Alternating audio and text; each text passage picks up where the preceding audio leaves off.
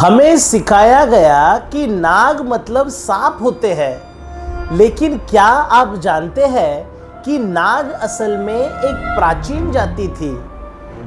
वो लोग जिन्होंने भारत के कई हिस्सों पर शासन किया, जिनकी सभ्यता, संस्कृति और परंपराएं आज भी हमारे बीच मौजूद है, लेकिन उन्हें सांप बना दिया गया। इस वीडियो में हम आपको ले चलेंगे नाग जाति के इतिहास की उस यात्रा पर जिसे इतिहास से मिटा दिया गया।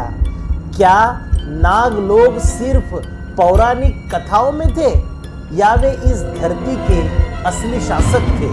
आइए सच्चाई को जाने तथ्यों और प्रमाणों के साथ। नमस्कार दोस्तों, स्वागत है आपका हमारे YouTube चैनल पर जिसका नाम BPSA विचारधारा है। आज हम एक ऐसे विषय पर चर्चा करेंगे जिसे जानकर आप चौंक जाओगे। क्या आप जानते हैं कि नाग सिर्फ सर्प नहीं बल्कि भारत के प्राचीन शासक भी थे? हाँ, आपने सही सुना। इस वीडियो में हम जानेंगे नाग वंश के इतिहास, उसके शासनकाल और उनकी संस्कृति के बारे में। करीब 200 साल पहले कोई सोच भी नहीं सकता कि प्राचीन अनार्य और आदिवासी लोगों के पास भी एक महान और विकसित सभ्यता थी। अंग्रेज विद्वान राइस डेविड के अनुसार भारत का एक बड़ा हिस्सा ऐसा इतिहास है जो न तो भारतीय और न ही विदेशी विद्वानों की नजरों में ठीक से आ पाया।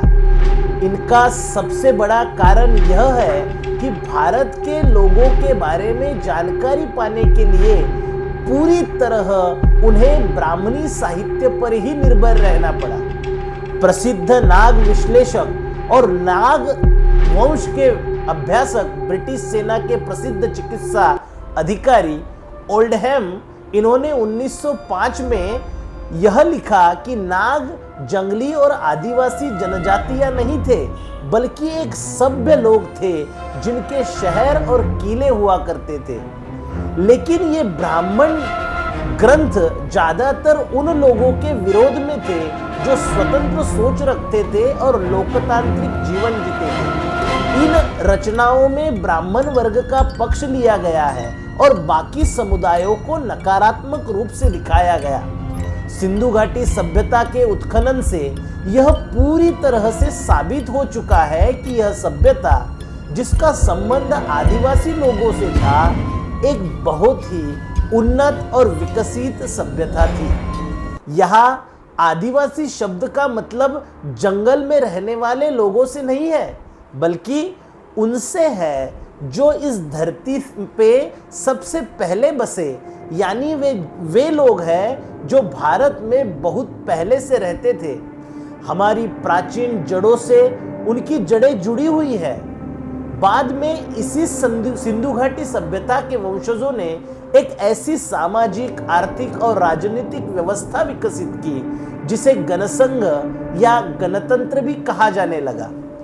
यह ऐसी व्यवस्था थी जिसमें राजा नहीं बल्कि लोगों की मिलीजुली भागीदारी से शासन चलता था। यह हमारे देश के लोकतंत्र की एक बहुत पुरानी परंपरा का प्रमाण है। इन लोगों में एक प्रमुख जनजाति थी तक्षक, जो नाग पूजा करने के लिए जानी जाती थी। इन समुदायों में नागों की पूजा आम बात थी। बाद में इन्हीं नाग पूजक परिवारों का वर्णन पुराणों में और महाभारत में सांपों और जंतुओं के रूप में किया गया। यानी जिन राज परिवारों का कभी समाज में एक बड़ा स्थान था, उन्हें मिथकों में सांप जैसे दिखाकर छोटा करने की कोशिश की गई। इतना ही नहीं, इतिहासकार KP जायसवाल और मिराशी जैसे ब्राह्मण विद्वानों ने नाग वंश के शासकों जैसे सातवाहन और वाकाटक राजाओं को ब्राह्मण घोषित कर देने की कोशिश की। लेकिन डॉक्टर नवल वियोगी जैसे विद्वानों ने इस विचारधारा का तथ्यों के आधार पर खंडन कर दिया। उन्होंने यह सिद्ध किया कि ये राजवंश वास्तव में नागवंशी और मूलतः आदिवासी मूल के थे, न कि ब्राह्मण। पुरातत्ववेत्ता और भारतविद डॉक्टर नवल वियोगी कहते हैं कि ब्राह्मण ऋषियों और महाभारत के लेखकों ने नाग की पूजा करने वालों को असली सर्प मानकर उन्हें वास्तविक जीव जंतु तथा सर्प माना और काल्पनिक कहानियां गढ़ी। एक सवाल यह भी है कि क्या नाग भारत में ही उत्पन्न हुए या फिर भारत में बाहर से आए? इस बारे में पुरातत्ववेत्ता जेम्स फर्ग्यूसन कहते हैं कि यदि मुझसे पूछा जाए वह प्रसिद्ध स्थान कौन सा है जहां नागों का मुख्य केंद्र रहा था, तो मैं तुरंत उत्तर दूंगा तक्षशिला या तक्षक। नाग तथा तक्षक पूर्व ऐतिहासिक काल में प्रसिद्ध नागवंश के थे।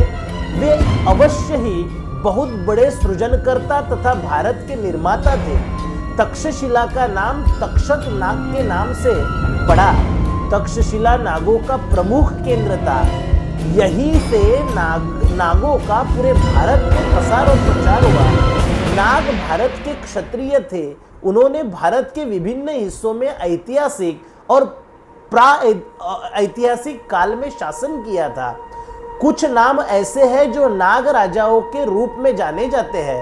उत्तर भारत में अहिवृत, अश्वसेन, तक्षक, गोनंद, लोहरा, कारकोटक, काशी के ब्रह्मदत्त, मगध के शिशुनाग, मध्य भारत में पद्मावती, विदिशा, ऐरन, मथुरा, अहिच्छत्र, कौशंबी, मालवा, चक्रकोट, भोगवती, दक्षिण में आंध्र या सातवाहन, चुट्टू, चालुक्य, पल्लव, कदंब, छिंदक, चेरा, चोल आदि सारे के सारे नाग राजा थे।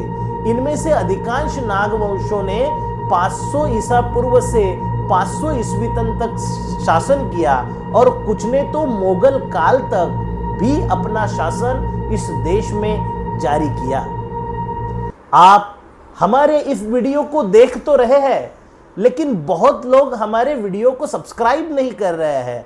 मैं सभी से अनुरोध करता हूं कि अगर ये जानकारी आपको अच्छी लगती है तो ज़्यादा से ज़्यादा इस चैनल को सब्सक्राइब करें और सारे वीडियो अंत तक देखें।